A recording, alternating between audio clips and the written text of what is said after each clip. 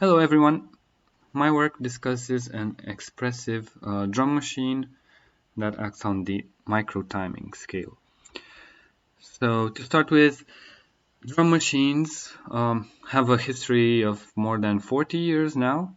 You might know in modern commercial software such as Reason or Live, there are plugins or functions that apply groove or humanization to, let's say, a drum clip, which means kind of moving the notes around a little bit and also adapting their velocity, so how hard the notes are hit. This is done offline, and this is also done kind of out of context, so it doesn't depend on what the other instruments are doing.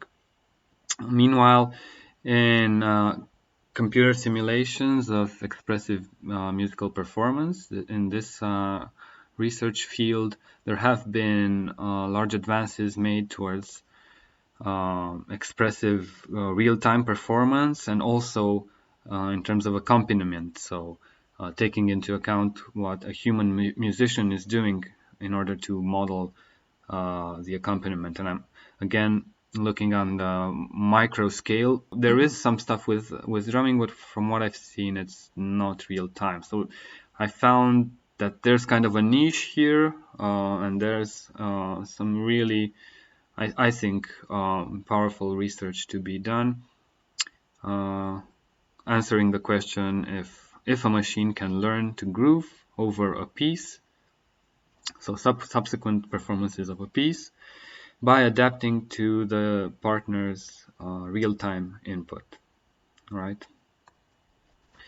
So here are the design requirements that I propose. It should be, the system should be score-driven in that it should know what it has to play. So it's not a performance-driven system. It's not a jamming system necessarily. It's playing a particular scheme or song. It should be lightweight enough to be able to run it in real time and to produce timing variations in real time. It should be audio interactive, so not simply reacting to the sound, but also analyzing its own output in real time and coupling it with the input of the human musician and acting based on this coupling. It should be progressive, so learning as it goes, and scalable or transposable to other pieces or other musicians, so transferable, basically, that's what I'm thinking of here. And it should be agnostic as to the other parts of the musicians, so it should know its own part, but it doesn't need to know the exact notes that others are playing, although that is something that that we can leverage. But let's think, I'm thinking of the general situation in which either you're producing some music and you're writing some or writing down some drum lines, but maybe the other instruments are pure audio and you don't want to write them down symbolically, or it's a band situation where again you know your own part as a drummer, but you don't necessarily know have access to the other's symbolic parts, right? So this is what I came up with. I call it rolypoly. It's an adaptive microtiming drum machine. And over here you see the kind of data that we're dealing with. So the input deals with every drum hit, and we use 9 general categories. So kick, snare, hi-hat, toms, crash, ride. Some location and context encoding, and then, very importantly, the difference between the drum and the human on the last hit. So all of these refer to the previous hit, and we want to predict the correct microtiming output for the offset for the upcoming hit. So the hit that we're preparing to hit will depend on the previous hit, or rather sequence of preceding hits. So yeah, it's basically modeled as a sequence, and we want to output an offset. And to train this, we analyze every performance to produce a sequence of labels. So the labels are y. The outputs are produced by the machine in real time is y hat. And to train it, obviously, we compare y to y hat. And how do we actually define the labels y, right? So in a traditional machine learning, supervised machine learning system, you would have a given set of labels and you would try to optimize that. In our case, there is no pre-existing data set. So as far as I could find, there is no data set that has coupled performances of a piece, multiple coupled performances of a piece. So that means, and also we want to define and to learn our own kind of synchronicity language, which means y is dependent of each performance and has to be defined post factum, right? So we don't know what the correct output of the machine would have been until after the performance. And with each subsequent performance, we're trying to get to a better, let's say, estimation of the correct y. And in this case, correct relates strongly to the particular piece that we're dealing with and the particular musician. And what I propose is to minimize the offset variance between the drum and, let's say, the guitar or whatever human instrument. So what this means is we might have an average offset between them, so they don't have to coincide directly. That's for many reasons. It might be a stylistical choice, or it might be whatever. So it might be something technical. But we want kind of around this moving average, we want the variance to be limited. We want to minimize it. And basically, I came up with these ways to compute y. So just look at the green highlights. The rest is kind of scaling for variance. Basically, I'm looking at y hat, which is the generated drum offsets, and diff hat, which is the difference between the generated drum and the musician's onset. So in an, let's say, ideal world, if we minimize the diff, then y hat would be the only thing contributing to y. So that means that we've reached the correct y.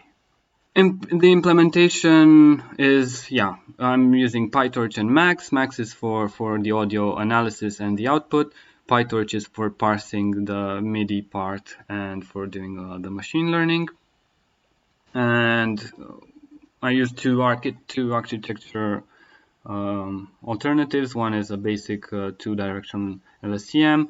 Another one is a sequence-to-sequence architecture that's inspired by the work of the Magenta team on the music VAE and the groove in those papers. They are pre-trained, so I don't start from completely random settings. I pre-trained them on the Groove MIDI dataset from Magenta, and obviously that Groove MIDI, that dataset is just solo performances, so I needed a different way to describe Y, so the Y label, which is the distance, from the drum hit to quantization. So this is basically what the user interface looks like. The video is available on YouTube. And the video goes deeper into some demonstrations and some explanations. To evaluate this, we have particular difficulties beyond just what any creative system implies. We don't have, as far as I know, benchmarks appropriate for this kind of application yet, and it's kind of hard to have a benchmark because it's very particular to the piece that you're playing and the history of performances. And even with a set history, each performance, as we've discussed, the inputs and the outputs are coupled. You can't just, for instance, use a recording of a human and apply it to different models, because the human will also reacts to the drum machine, right? That's the way music works. So it's kind of hard to have a purely quantifiable evaluation of this. Nevertheless, I show one case in which, over, let's say, 9 iterations, these are the drum guitar differences, which you can see are kind of tamed over 9 iterations. You can see the variance here is much smaller and more systematic than what it was in the baseline, and it kind of responds to the larger structure of the piece, which is also nice. A more extreme experiment I did was I did a few actually. One was inducing, let's say, swing. So we go from a more or less straight interpretation, poop, pop, poop, pop, poop, until dun, da, dun, da, dun, da, dun. So here you see they're grouped, and if we zoom in, you see, so here they were pretty straight, and after 3 iterations we already have the dum, the dum, the dum. Right, so looking ahead, the plan is for this to be one agent, part of a multi-agent system that enables things like expressive interpretation, whether it's just of a simple MIDI part or a more complex program that involves some generation, coordination with live musical signals, self-reflection and proactivity in this coordination, and also after the performance, allowing the user to give feedback, say on you did this right, you did this wrong. Currently, the only choice that we have is whether we keep training or not, or we discard that performance. And obviously, I want time awareness. We're doing the micro scale now, but I want to go to the tempo scale, to the note, and so on, to the structure of the piece, and across performances and across different pieces also. So, as with any new research, this raises more questions than it answers, and I think the central question is this way of approaching the labeling of offsets, of desired offsets, even forget optimal, but is it musically useful, or can we find some other way? Altering the score over time might be something to try when there are systematic differences in the play. So let's something is straight, but we're playing it swung all the time, so it might make sense to alter the underlying part. Different model architectures also yeah. Trying stuff like, I don't know, transformers or convolution based deep architectures, but even simpler ones I haven't really tried. Maybe something like a basic multi-layer perceptron, or some sort of linear or polynomial regression. Who knows, maybe that also, because it has to remain lightweight. Maybe a big elephant in the room is reinforcement learning. I don't have hands-on experience with this yet, but obviously, yeah, you're acting in an environment, you get feedback from it, depending on it, you change your policy, so it might be a good approach. I'm not sure if we have enough data, or the problem is well formulated, but who knows. I'm very open to this direction. Something to check out also is one-shot learning. So we don't have data sets of multiple performances of a piece, but we do have multi-track recordings where drummers are interacting, are coupled with other musicians. Trying out other audio representations, I cite this in the paper. also replacing onset detection, because there's an entire higher order of magnitude in the onsets between guitar and drum than there is between the score and the microtiming offset. So I think there's a problem there. So we might try other kinds of control synchronization algorithms. And yeah, there's more.